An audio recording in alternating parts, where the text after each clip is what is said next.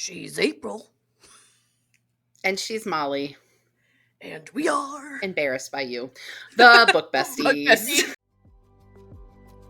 If this is stupid and you've built it up like this, I'm just going to be mad at you. He's a muggle.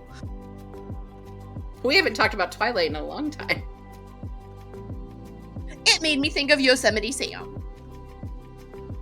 Oh my gosh, you're patient zero. April loves it. We're not on any topic. Zero topic. Good job, Tom! Yay, Tom!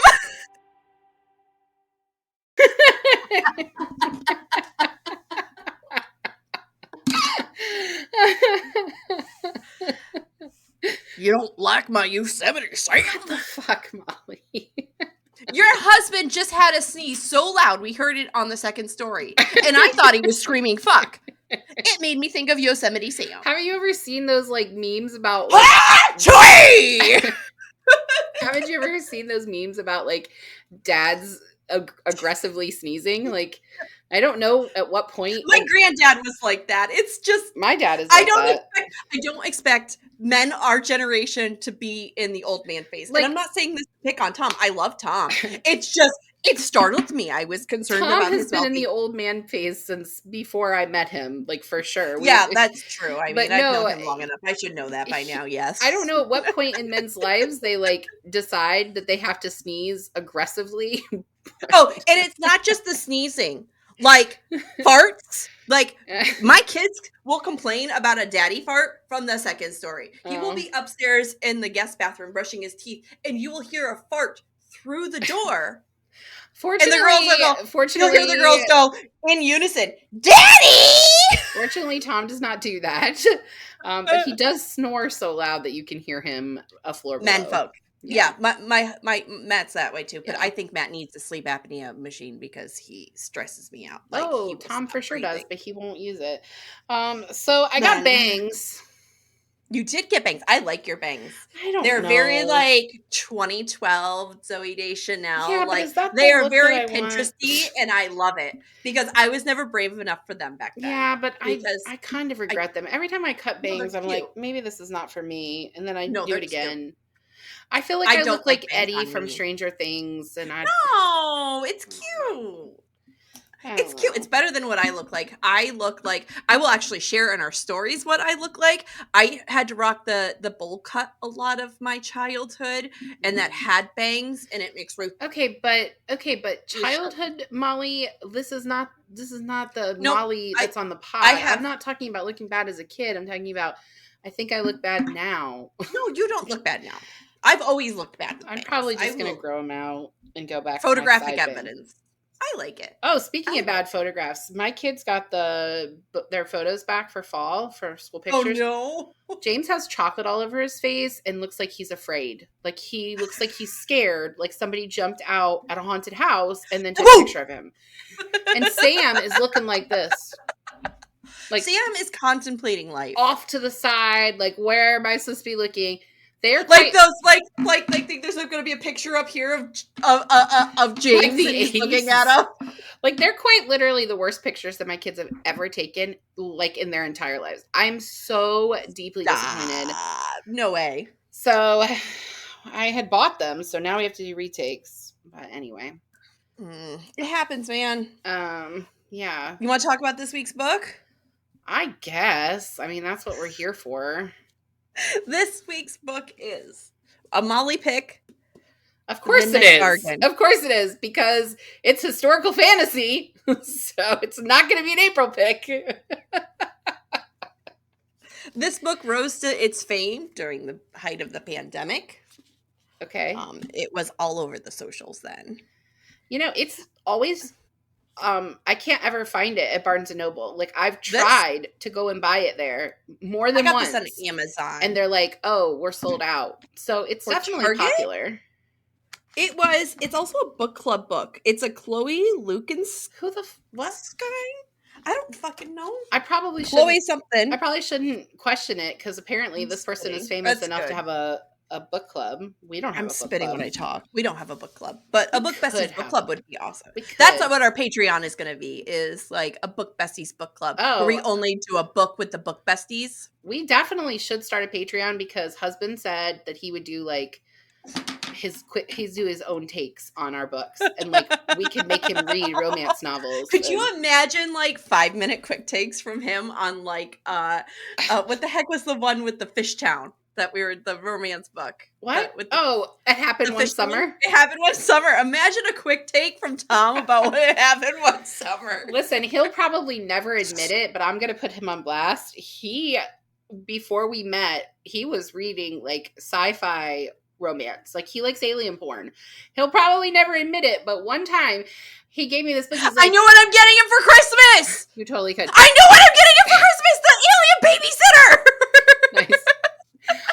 No, so Sherilyn Kenyon, she writes sci-fi and with a romance to it. Right. Yeah. So he gave me one of her books, and I didn't know what it was. Like, I didn't know the author, and I didn't know the genre. And I took it interesting. I took it to work with me when I was still a teacher, and we had silent reading time every day. And like, I was sitting there reading it. I know where this is going. All of our staff was supposed to put what I'm currently reading in our signature of our email. So I had already changed my signature to that's what I was reading. And then I got to the first section, and I was like, I'm in a class full of 10th graders. I need to change my signature. Oh my gosh, what is happening right now? This is not okay. Alien porn. Why did Good job, Tom? Porn? Good job, Tom. Yay, Tom. I was so deeply It's like something out of a sitcom, dude. I was so deeply embarrassed. At the time, I couldn't even imagine, just like, at the time, I hadn't even read a romance book that wasn't cut to black. So I was like, oh my gosh. And you turned red real fast. Well, yes, I do. So anyway, I'm sorry to divert. So last week I made a mistake. And if you didn't read this in the description, last week our author's name, C.L. Polk, is that correct? Yes. And I went on her website. She prefers they, them. But she does use she, her, right? Yes. But the preferences for they, them, they are non-binary. So we want to be, respectful of that. Of course. Self-description, right? Right. And I also describe them as African-American, and they are Black Canadian, so Black not Canadian, African-American. We're all over the place. It's fine. I just wanted to offer that correction, because like, we don't want to offend anyone here. Absolutely. Like, we're not here for that. Molly and I do a lot of diverse reads, and we want to be inclusive across the board. The board. We're allies and a part of the Alphabet Mafia, and we're here for and you we guys. have plenty of friends who are Alphabet Mafia, as Molly calls it, and we have plenty of friends who are parents of LGBTQ kids, and so we are allies here. So we are the team, man. So we're going to read their book. So yeah. All right. Give us the synopsis, Molly. Before I lose my mind, yes. Okay. It is bargaining season again, and Beatrice Claiborne wants nothing to do with it. However, her father has put up all their family's fortune into finding her a husband. Mm-hmm. Wants only one thing: to take on a greater spirit and become a Thornback/Mage. Her father will never allow this. He's even collared her mother, which we'll get into. A collaring is like the women from having magic. It's fucking awful. Anyways. So her father will never allow this. So she hunts for grimoires in secret. This is how she meets Iante and Isbeta Levine, daughter and son of a very wealthy trade family from another country. Like Beatrice, Isbeta wishes to just take the great bargain and be left alone. She has no desire to be part of bargaining season, and she wants to skip marriage altogether. Isbeta wants to like make magic accessible for women, and it's a really cool thing what she wants. Magic in their time is for children and men, and women are to give this magic up when they're no longer deemed children and it's time for them to procreate. So 16, when they bleed, because that's appropriate. Men that are who are gifted with the talented become a part of like this chapter house thing and become mages. With magic, marriage, and mischief, what's the worst that could happen in this book? I mean, it could be poorly written and awful. It's not poorly written and awful. Deep breaths, my friend. Deep breaths. Still not the worst book I read this year. So, starting at the beginning. My first question: historical fiction, fantasy, not a genre you love. We all know this. But you this still is keep picking it for some reason. because I love it. Damn it! Did this pass the April test? Okay, look, this book had a lot of potential. I am going to say that. I really liked the feminist twist on the whole thing. Like, literary criticism is one of those like snooty things you have to study when you're an English major. And so I don't know if you had to do it. Technically, we're literary critics, technically. Huh? Technically, we're literary critics. I mean we are, but for a job. That's not really what I mean. I mean, like, the different types of critique and things like that. Like, did you have to take that as a creative writing major? Okay, so I did too. And I always like the feminist perspective on books. That's one of the ways I align myself. My husband's going to hate that, but it's the truth. Yeah. So I liked that aspect of it. I was like, cool, we're going to have a whole thing where women are being oppressed specifically because they've been basically bargained for, and that the only purpose they have is for procreating, making more matches, right? Yeah. And so, and particularly they want more males. Yeah. God forbid we'd want females. And the interesting thing is exist. Right. And the interesting thing is I kind of wish we were doing this book next month because we're reading The Duke and I, which is the first book in the Bridgerton series.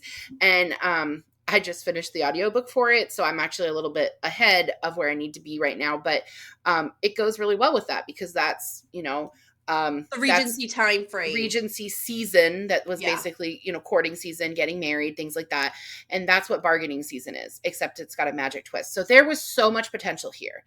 I just I didn't think Beatrice was a likable character. I actually thought her motivations were not even anywhere, like they weren't really good. And they were selfish. They were. And it was different. Isbeta wanted to like better the opportunities for women. I mean, Beatrice wanted to help her family. She wanted to help her dad. She wanted because to help she didn't want to get married. It didn't she was have also anything scared.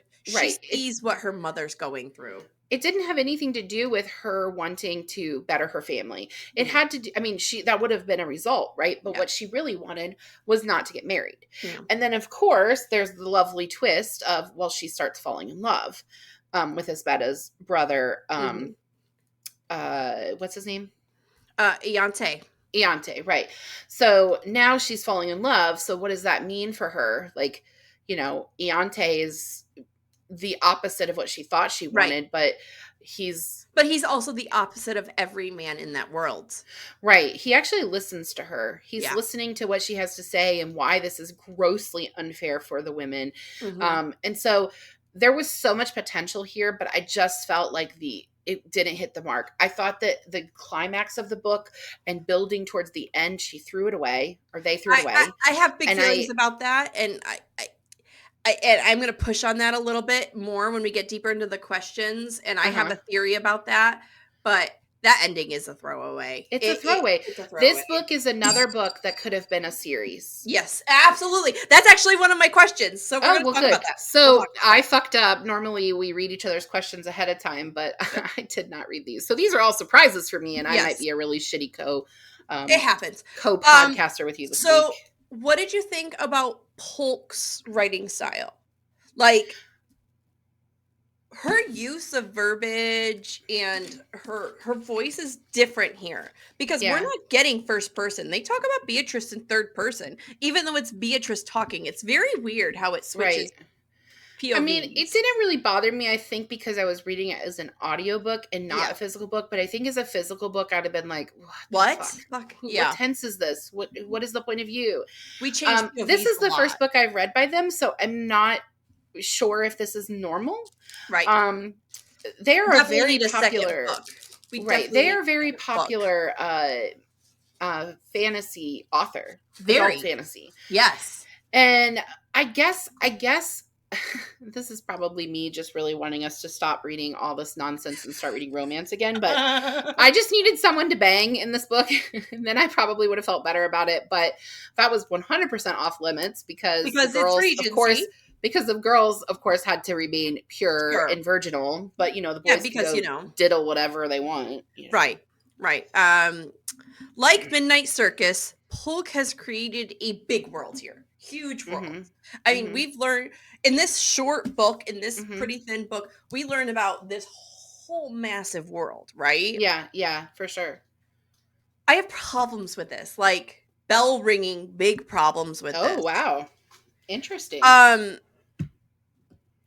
personally believe she has crammed too much into a single book. This book, this world, screams to be bigger. It screams to be a series. It screams for this to be divided. And I think that's why the ending, which I want to talk about at the end when we get to that question, why the ending feels like a throwaway, because I feel like they were trying to get everything in here. Yeah, well, that we had the same complaint about Midnight Circus, right? That could have been a duology. You could have done two books of Midnight Circus, and it would have flowed together better. I feel the same way about this book. I want a second book, and it's not because I particularly enjoyed the book. I mean, I didn't hate this book. It's definitely not even close to being a bad book. It's like I see it. I know what you're doing. I want to be in this world. You got me in this world. Like, during the picnic lunch for specifically, okay? We're in this huge ass picnic lunch. It's obviously this big ass event that happens all the time. This is an annual thing. They jump horses. They I mean, somebody came to set up blankets beforehand. It's a big damn deal. And we gloss over it. Right. Like, we are so into... Well, because the focus is more on... the story. The other guy, too, right? The other guy who's going to try to... And which also his motivations were so stupid. We needed those conversations. We need that villain. We needed the stuff between her and Yzbeta and all the other couples. And I wanted to see that whole thing play out. I wanted to sit there and have her describe the lawn, have her describe where they are, tell me about where they're set up. And I think, and I'll talk about this when we get to the Duke and I, that's the difference between that world and this world. I feel like in the Duke and I, I'm in that world. And while I have a toe in this world, I can't put my foot into it. I can't fall into it. Well, I mean, it's historical fantasy, so it's borrowing enough from history, right? But I just feel like this book would have been better supported by a second book, by a duology. Exactly. I don't think it even needs to be a trilogy. I think you need two books. A second book. This could have been divided and conquered. I know we keep saying we're going to talk about it towards the end, but honestly, the ending was just Yzbeta throwing a tantrum. It wasn't. It wasn't really an ending. No. And it wasn't a climax. No. It wasn't and a climax. I think you needed... It was the center of a book. It was the center of this book. It was. You needed Iante to have more time to actually get on board to what Beatrice was proposing. That you abandon the system that has worked for centuries. That he doesn't it doesn't matter that he loves her. He's just not all of a sudden going to be like, oh, sure, that's a good plan. We'll try something else. And I needed more information about why their countries were so different. Because Yzbeta and Iante are from a different country. And the way that they do why are this country the bride? Why is this the bride outcome? Well, I don't think that Iante was actually there to find a bride. I think Yzbeta was there because of his friend. It just... and you're telling me he just instantly fell in love with Beatrice. All the other boys... He loved her from the time he saw her in the shop, which in the makes bookstore. zero fucking sense. She is a country girl She has been described as, air quote, plain. She is not anything that is important to any of these other boys. That's the cliche, Molly. It's the cliche. It's the she's so plain and simple, yet she, it's the Bella Swan. That's what it is. Perfectly to my next question. Oh, good. We haven't talked about Twilight in a long time. I'm going to pull a season 1 question out on you. Oh, gosh. Is she a good heroine? Is she a heroine? Let's just ask that's a great question. Gosh, we haven't talked about that in a while. No. I don't know. Yes and no. I think that's what I think. Split. Yeah. So I don't think her motivations make her a heroine. She wants to do this because she doesn't want to get married. She wants magic for herself. That is it. In that regard, Isbeta is more of a hero because Isbeta doesn't want to get married because she wants to make things better for all of the women. Facts. But then Beatrice ends up being a hero because of what happens in the epilogue, right? We know it's like she grew into a hero and we missed the whole process. Yes, which is why this needs to be 2 books. Like, I can't say that enough. This book needs to be a duology. Minimally. In this question, I have a couple things I want to break down. One, these are my defenses for and against, which I'm contradicting myself, I know. Okay, well, that's all right. The first thing that, makes us feel like that she is both is her relationship with Nadi. She stays loyal to that spirit till the very end, right? She does, yeah. And that is a talk about loyalty and friendship and trust. She trusted her, her magic. She trusted Nadi, and she trusted the process of this whole thing. And I think she legit was worried about what would happen to Nadi conjuring a greater spirit because she didn't want to lose Nadi. She's like, seriously, what happens to you? Like, you good, bro? And I mean, I have to say, since you brought it up, I did like that twist. Yeah. That the way that they become greater spirits, or that the way that they summon greater spirits is not a midnight bargain, which is basically Addie LaRue, which was okay, great. Bullshit, I didn't like Addie LaRue blah, either.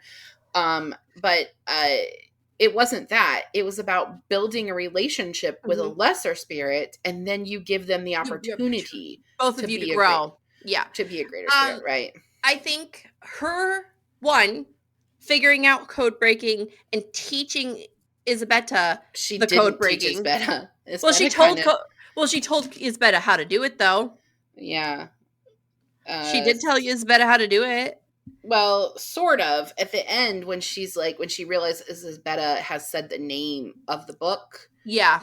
She's like, I didn't really tell her that name, so she must have actually been listening, and she figured it out. So, and then she figured out how to find books on her own before Isabetta even came along.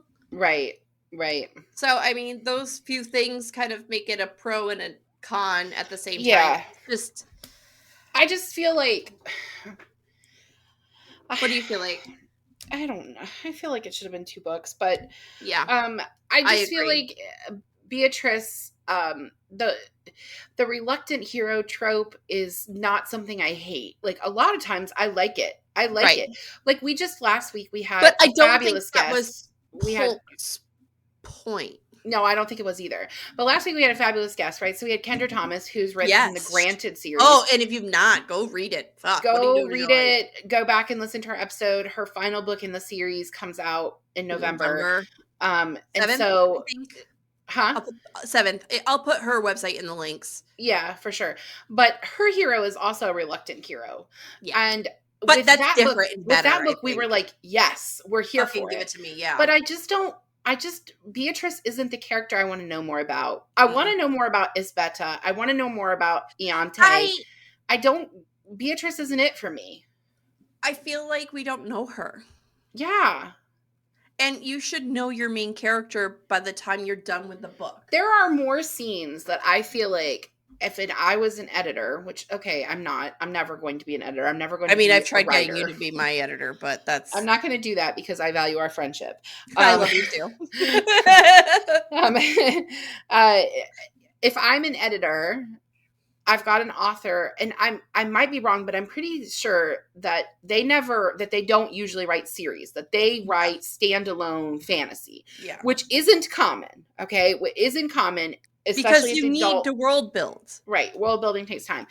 But I would really have encouraged them to, for this particular one, there are about 5 or 6 scenes that you could have added in, and then this could have been 2 books. I would have killed to be a fly on the wall while she was making this book, because the throwaway scenes, the scenes that aren't in here, the stuff, there's just so much more to this book. There's more potential than what actually was published. And I like the book. It's not that I hate the book. Well, we're reading next month. We are for the first time reading. Not this. It should be 2 of them, not one of them. Right. Next month we're reading Fairy Porn for the first time, right? So we're reading ACOTAR. And those books are motherfucking long. And there are 4 of them. Yeah. Like, you have to build the world. You have to build the world. It's not enough to rely on the fact that this is historical fantasy. And so therefore, Regency era, we should all know what that is. It's not enough. No.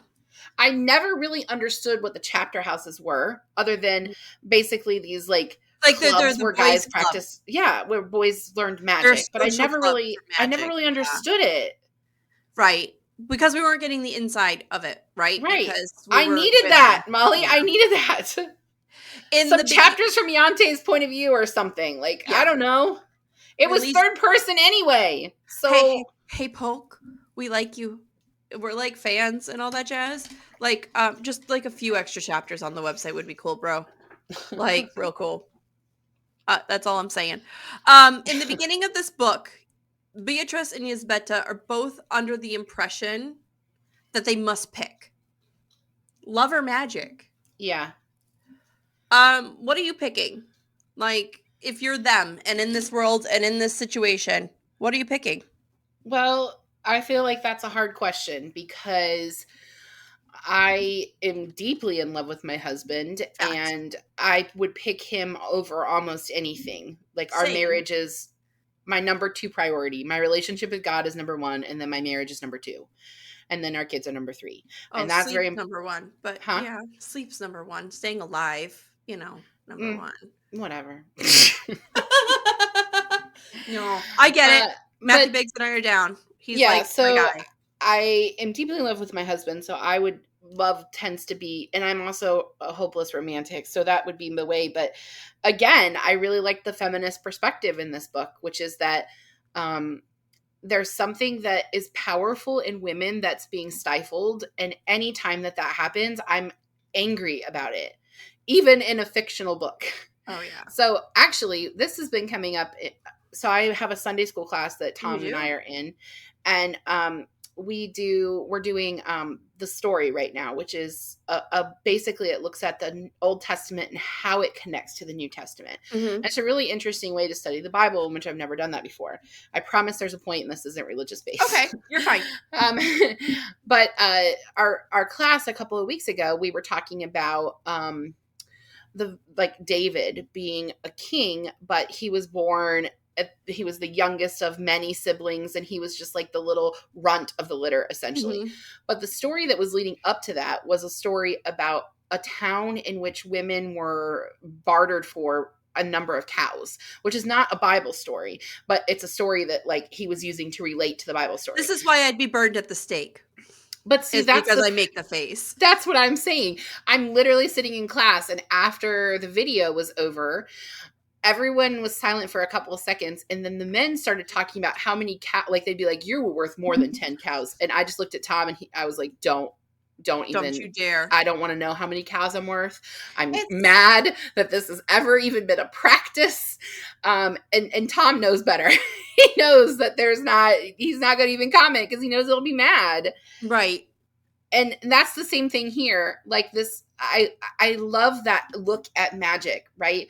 That the women are only good for one thing. We need them to be powerful enough to make us more powerful magicians. Yeah. And so we are going to stifle something that is already deeply a part of them. Yeah. That take on it was You're really taking a piece away of them. Right. So I would like to think that if I lived in this world, I would totally shun marriage, and I would be like Yzbeta, and I would be like, how can I make this better for all women everywhere? I'm about to say something awful. And I don't know. I'm not prepared, I don't think. hold on. Look. If this is stupid and you've built it up like this, I'm just going to be mad at you. Is the author. We've lost her, folks. Is Polk comparing marriage to losing a portion of yourself in this book? Is she going, marriage is like change? Sure. Like, Sure. because the collar is a metaphor. It's like a shackle, right? It's literally something they put around their necks. Right. And they go from being in color, right? Vibrant, feeling the world, to muted. Yeah, she actually talks about when she had it on, like not feeling normal, like feeling like something was off. Honestly, to me, it sort of felt like, because we've talked about this before, I have an anxiety disorder. I've tried a lot of different anxiety meds because you never know what's really going to work. I was just going to say, this is what Ritalin feels like. And some of them are so numbing, like you can't feel yourself. That's exactly what Ritalin feels like. Yeah. Ritalin is putting this gray haze and yeah, that's how it was when I tried Xanax. I felt I wasn't myself. I was not. That's what everybody says about Xanax. They feel blank. Well, it does work for some people. It really does. But for me, it just took all of my personality. Like anxiety is not my only personality trait. Like I'm more than that. And it took all of them. So that's what, to me, it felt like what she was saying. When the women were getting married, then they were basically losing themselves. It's just... And the thing was, that's why I wanted more to know about Isbeta and Iante's country, because they weren't doing that to the women there, right? So they were still making them wear the collar, but not as long. And I'm going to say something controversial. I mean, I always say controversial things. I know that. But I think flashbacks would have helped here. Oh, I think so too. And I don't think that's controversial. I think this is, again... Well, you know how I feel about flashbacks. Well, and they don't bother me. But I think, again, that's what I mean by there's like 5 or 6 scenes that could have been added in to make this 2 books. That scene of her mom putting the collar on her and telling her that she wants... I wish we could have flashed back to her, like, having a memory of her mom remembering her like, her having a blank memory of like when she was little. And I don't feel like that would have been hard because it was in third person. And like her mom takes her collar off and does sort of magic, and she just remembers being in awe of her mother. Right. And then looking at her mom now who's holding this collar and she's just this muted person. I think showing like that transition and then her putting on the collar would have gave us this huge sense of panic for Beatrice. Huge sense of panic. It would have changed the way we felt as readers. I'm questioning myself right now. Was it really in third person? I think it was in first person. Oh, man. Isbeta's eyebrows pushed together, but Beatrice leaned towards Isbeta. Oh, her voice so low it is third. Carried to her ear. I want magic, Isbeta, not to exceed the marriage collar. I want the life of a Thornbeck daughter, secretly aiding... Yeah. It is third person. Yeah. So we could have done that. We could have had the flashbacks. We could have had more information about the other countries, what they were doing. There was more world building that needed to be done here. And even if she didn't want to write a duology, she could have just lengthened this book and it still would have been better. It would have. Okay. Also, I would have liked somebody to bang. Come on. Okay. So... Molly's like, okay, moving past that. I know. You love sex in a book. You love sex. You love sex. Sex. April loves it. Oh my gosh. Listen, people. You just made me sound like a whore. You're married? Yeah. You can love sex with your husband. You are not a whore. I didn't call you a whore. Next question. Okay. Ladies and gentlemen, I do not think my friend is a whore. I think she has a healthy appetite, and I am proud of her for that. And she is embarrassed by me, and I need to shut the fuck up and move on. Oh my gosh, please. You know I love you, right? I'm starting to doubt it. There is a conversation about family here. And siblings, okay? Mm-hmm. I mean, you brought this up, actually. Isbeta and Anne, Beatrice and Harriet, both sets of parents, like, there's a topic about control and family and Mhm. like power dynamics. Yeah. And like what control our parents give us versus what they have versus what they don't have. Like Right. sense like realistic control and unrealistic control. Right. Um like for example, Yzbeta has all of these things in her name, her ship, her like, but it's her whole Mhm. dowry. So Right. it's like this sense of control, But even though it's not. it's not Right. right. And her parents give her this sense of control without actually like giving her stuff. Right. On the other side, Beatrice isn't getting any control. Beatrice Right. doesn't get to make plans, and it's the same reality without being the same reality, and that's very interesting, I think. Yeah, I also, since you didn't mention this one, it's the same with her mom and her dad. So Yeah. Beatrice's mom has magic, and her dad doesn't. Mm-mm. Her dad is just He's a he. squib. Well, I don't think he was actually born into a No, magical family, so I I guess he's don't. not a squib. He's a muggle. He's a muggle. Muggles. But they fell in love, and Yeah. so And she could have she picked gave up her somebody that magic basically for him. But now his only bargaining chip is the fact that he has two daughters who are born to a and I magical don't know if family. she was really in love because every time she said something to Beatrice about her dad, she goes, "He was such a handsome man. He was such a handsome man." I think she loved him. I think it all changed the day that collar went on her and she felt what really was happening to her Yeah. body and that stifling feeling. I mean, it was enough so that she would disobey her husband and send the key to Beatrice's collar to Yes. Leonte so he could help free her. Yeah. Like, Yeah. it was enough for that. Right. So she obviously like hated this shit. And I I don't think we had enough of Harriet in this book. I Hmm. think Harriet was she could have been their Jiminy Cricket, their Mushu. You know, like Isbetta and Beatrice kept getting into all this trouble. And Hmm. Harriet could have been this little sneaky sly, oh, we were just doing X, Y, and Z because she knows so much about bargaining season. This girl could have like Yeah. changed everything. But instead, Beatrice kept pushing her sister aside and Well, I think she was protecting her, but what ended up happening is Harriet is just too immature, and so she is. she She's a threw her child. sister under the bus. Facts. Well, she was also worried. They were scared But that she wasn't a child, wasn't Beatrice 18? So is her she's like sister was 14 or 16? 16. Yeah, they made her sound very young in the audiobook.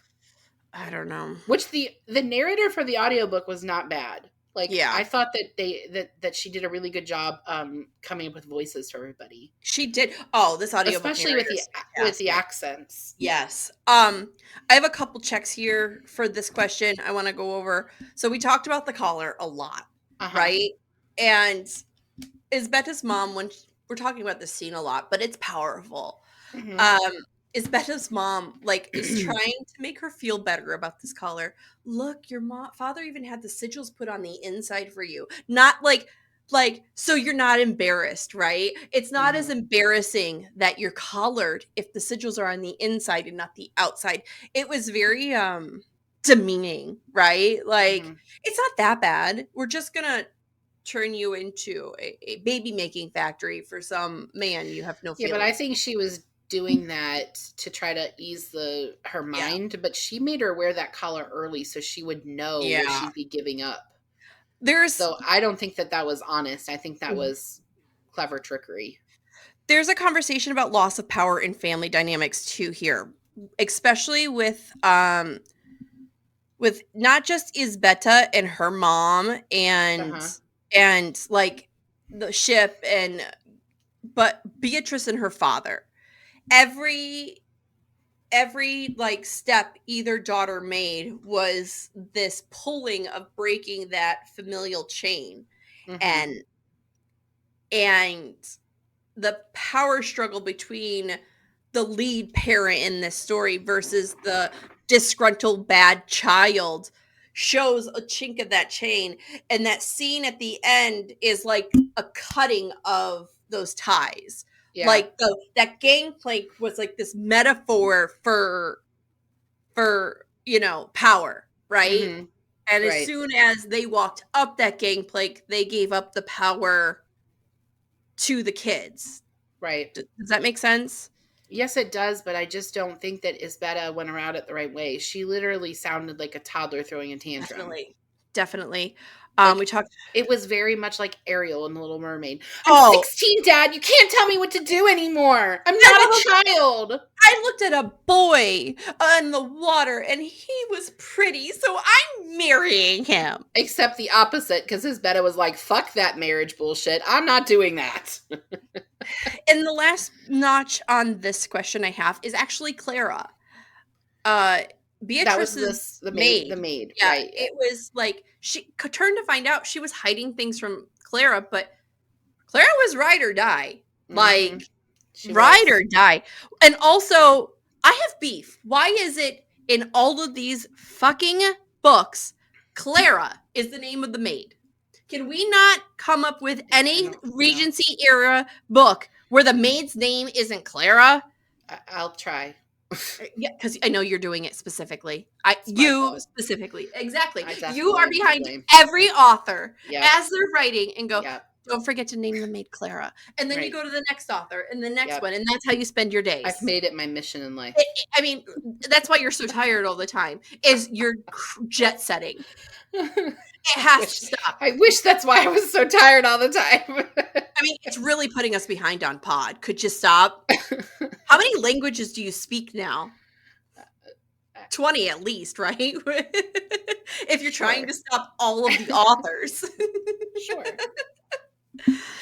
I only remember one phrase in German still from 4 years of German class, which is Ach du meine gute Frau, keine Ahnung, which means, oh my goodness, Mrs. I don't know. I thought that was going to be about beer or the bathroom. And then the other thing I remember is Aus dem Fenster, because that was always her response, which means out the window. Her class was on the second floor. And every time I'd say, Ach du meine gute Frau, keine Ahnung, she'd be like, Aus dem Fenster! Out the window. That's all I got. Thank you for that. We appreciate it. You got to thank Frau Ciccolani. That woman was a badass. She was recruited by the CIA because she spoke German and Russian in the 80s. So, dang. Yeah. Homegirl's probably in a think tank somewhere now, huh?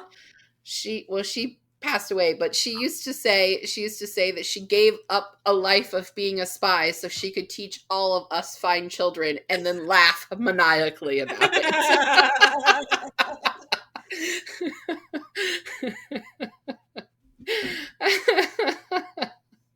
That's scary. She was amazing. I bet she scared the shit out of the football players. She's amazing. She was an amazing teacher. Anyway. Totally off topic, but that's okay. Yeah, sorry. While we're on the topic of family. We're not on any topic. Zero topic. We're just fucked. Anyways, while we're talking about the families, let's talk about the three parts of this book. Money, power, and status. These three things play a major role in how their worlds worked and how they make all the choices. Did you think Polk is making a statement here with this focus? I may need you to repeat that because my brain shut down. Can you try again? It's 1997. She's back in German class. I set down my fidget and then tried to listen to you, and my mind was like, nope. Thank you for joining us on Book Besties. I don't know if ADHD is able to be caught, but I'm pretty sure I caught yours. Through Wi-Fi. Through Wi-Fi. Congratulations. It is the first internet-based illness that has ever been contracted. Contagious case of ADHD.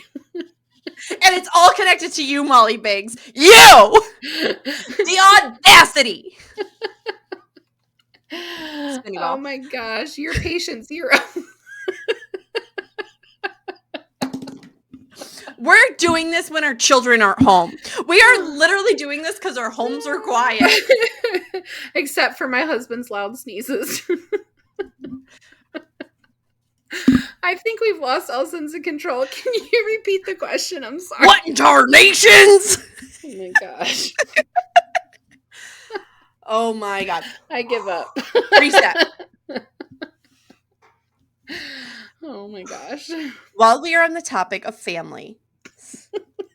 Oh my god. I'm gonna come right back to you. You took This a is a breath. laugh break. Do do do do You do took a breath and then started asking the question when we hadn't been laughing.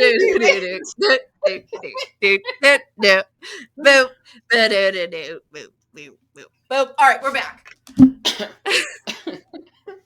April's gotten her shit together. I sang you a beautiful song. Christ. What's the question? While we are on the topic of families, let's talk about about 3 big parts of this book. Okay. Money, power, and status. These 3 things play a major role in how their world works and how they make all the choices. Do you think Polk is making a statement here with this focus? I think it's the same. I think this is the same question as the marriage one. Okay. So I'm so glad you repeated it. I don't think it's the same question. It feels that way to me because the money and status are all tied within the same thing. It's bargaining who gets the best power woman. Isn't money here. Power is actual power. It's magic. But not you say that. But who has the most money and power? The magicians? Right. The people that have the most magic. But they're all tied together. Fine, moving on. I don't want to argue. I'm not trying to argue. We can't I'm just trying podcast where we're both on it if you refuse to engage in discussion. It's not about a discussion. It's about if I'm even right now. And I'm thinking. And I think you're right, so I'm going to move on. Okay. Fair enough. Do you think the author is making a statement about modern day politics with this book?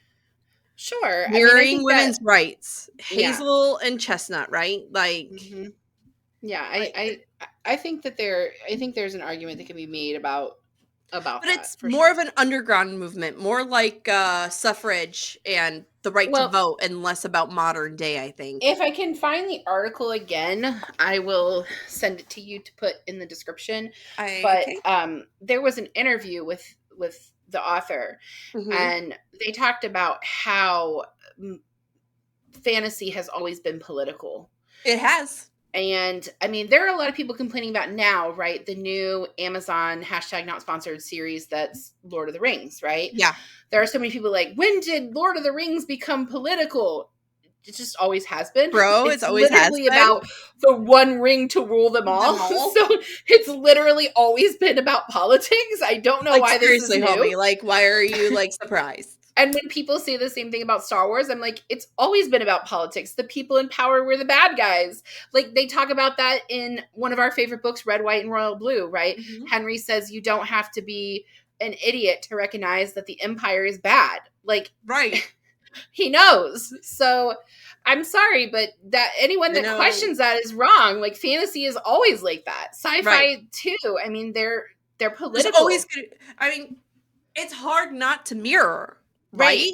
It's really hard not to see, like, take Star Wars, for example. Oh, look, the bad guys have a big bad weapon that nobody else has. Okay, the U.S. and a nuclear bomb. We get it. Like, well, and if people say, well, kids' fantasy isn't like that, bullshit. Harry Potter is 100% political. Nazis.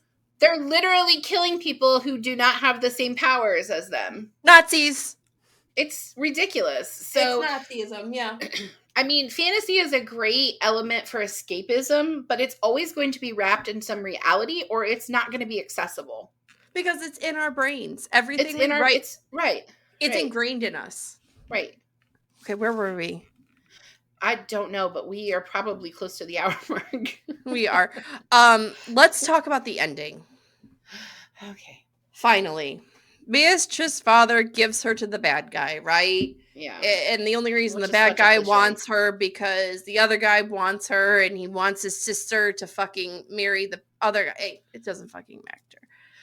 Her friends help her escape with the Yeah. help of her mother, the dressmaker, and her maid. Right. They leave the I don't know house. that the maid was totally important. The maid was kind of like, She was just okay, like, "What the fuck's going on? I guess I'm in." I'm So they in. run away. They run away, right, to back to Iante and Isbetta's Isbetta. house. Isbetta's like, "You got to help me make the bargain now. Like, Uh-huh. I have no more time. We're out of fucking Right. time."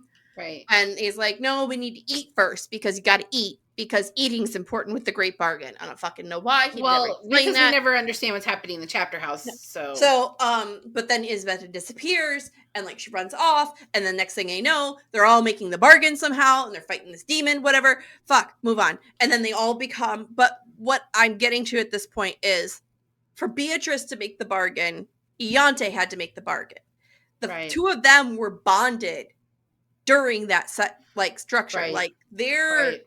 somehow it was more of a marriage bond there than them ever getting married on. Right. And this book honestly could have pushed into that. I truly think so. I think that could have been the whole second book about how you have to take the great bargain with your partner. It makes you both big But I musicians. think Makes they you big explain that. musicians. You know, But I think they musicians. explain that.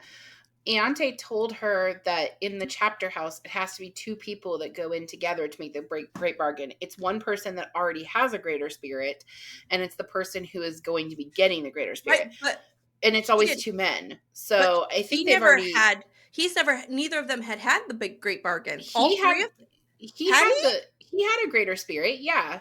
I thought he hadn't taken it yet. No, he had, and that greater spirit like is the one that reaches out and saves her on the That's horse. right, other than the horse. Okay. Yeah. I for some reason thought I was misunderstanding that because I thought he hadn't taken the bargain yet.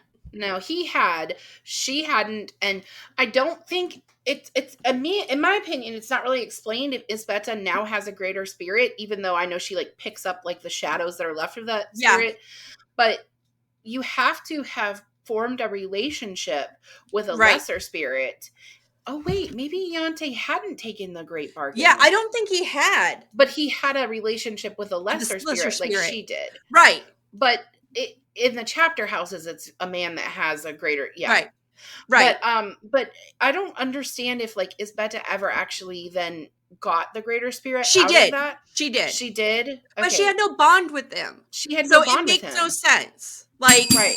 Like it makes no sense. We're supposed to be bonding with them. That's the only reason that's how they keep, that's how they become greater spirits. Right, and that's the only reason Beatrice got to even keep Naughty, right? Like it's because she had it. Right. So how does Isbetta make this great bargain with a spirit she's never spent time with? It makes no sense. It doesn't. And it also doesn't make sense that he sticks around. But now that I'm thinking about it, she did keep him because it was the knowledge thing. And then we learn at the end in like so they run to the boat, right? And Isbetta's willing to die in the water versus be saved, which is ridiculous. And be married, but okay. And then they all they make it to the boat. She's the captain. I'm the captain now. Blah, blah, blah, blah. Parents fight with them on the gangway. They big wedding at the sea. Happy ending. Happy ending. Magically fixes pregnancy. We're moving on. We both agree that this is a big, right? Mm-hmm. This ending was a throwaway. It was a throwaway. We could have suggestions here. We could tell the author what to do here. I'm sure the fans feel it. I haven't read Goodread, but it just the rating there's on Goodreads more from the fan. It's Google says 3.5, 3.77 on Goodreads. It could be a 5-star. This book had it. Okay, you tell me about it being a throwaway. Tell me what you think and where you're feeling and all that jazz, because I mean, I think I've already said it. I just think there's more to it. The whole temper tantrum on the boat was complete nonsense. And I would have liked to have more of like their relationship. Like I think that there was a bigger story to tell. There was. Even if you didn't want to make a duology, even if you wanted to have a standalone, fine, make this a huge ass book. There's plenty of huge ass more. books. You Right. needed more. It's just not it. It was just too edited. I mean, I want to believe that they love each other, but I just don't believe that Iante would abandon his entire belief system for her. Like, there's been nothing to suggest that, like, yeah, that's worth it, you know? I mean, she wasn't going to abandon her belief system for him. It just has plot holes. Yes. It has plot holes, and it's just missing too much. Final question, April Goodreads. I pulled it up because I knew you were going to ask me, and I actually rated this a 2 out of 5. Okay. We've had worse. We've had better. And my first sentence in my review is, this book had all the appeal of the Regency era marriage season with none of the romantic, sexy updates Bridgerton created. So there you go. That's how I feel. All right, let's talk about next week. All right, so next week we're reading this book, We Were Liars by E. Lockhart. And I picked this book because I thought Molly would enjoy it. So that's what we're talking about next week. I didn't enjoy it. Fucking destroyed me. Are you fucking proud? Yeah, actually, I am. And then we're going to wrap out the month with The Mary Shelley Club by Goldie Madolsky. I just started this today, and oh boy, is it addictive. It's a YA mystery thriller. In high school somehow? Mystery thriller, but it's more spooky reads than anything else we've done this month. I picked We Were Liars because I thought we were going to do a spooky reads month, and I was trying to be like spooky adjacent. Yeah, it's spooky adjacent. But anyway, that's what we've got coming up this month to wrap out the month. And next month we will have a special guest, our friend Francesca Zappia, Chezzy. Yay, Chezzy! And she's not coming back to promote one of her books this time, although we will talk about a book that she has coming out next year. But she's actually coming to read one of her favorite books with us. Can you believe that? Somebody likes us other than Katie, guys? I know. It's amazing. It's wild, right? Listen, we have other fans, okay? It's not fans. Friends. We have actual friends. I want people to know that. Maybe. Shut up. Anyways, so we're very excited to have Chezzy back again next month and to read Station 11 with her, 11, which is a favorite of hers. It's also a favorite of mine, and Molly hasn't read it yet, and so I'm very excited. I'm not looking forward to it. I've started and stopped that. Like my jam, I've started and stopped that book 3 times. Well, that's nonsense. I can't believe you've done that. I know. All right, so that's all I have. Do you have anything? It. Nope. You're the host. That's all, folks. Fuck you, Molly. Okay. Fuck. Hey! We haven't had one of those in a while. I love you, April. It's good to see your face. Till next time, gang. We're out of here. Bye. Bye. Thank you for joining us on Book Besties. Don't forget to like and subscribe. The views discussed here are those of Molly and April, not those of anyone else. Today's book was The Midnight Bargain by C.L. Polk. Your book besties are Molly Biggs and April Watkins. Editing by Thomas Watkins. And music is Sleep Sweetly by Brigida. Don't forget to follow the Book Besties on Facebook, Instagram, Twitter, TikTok, and YouTube. If you'd like to contact the Book Besties, please email us at bookbestiespod or at our website, bookbestiespodcast.com.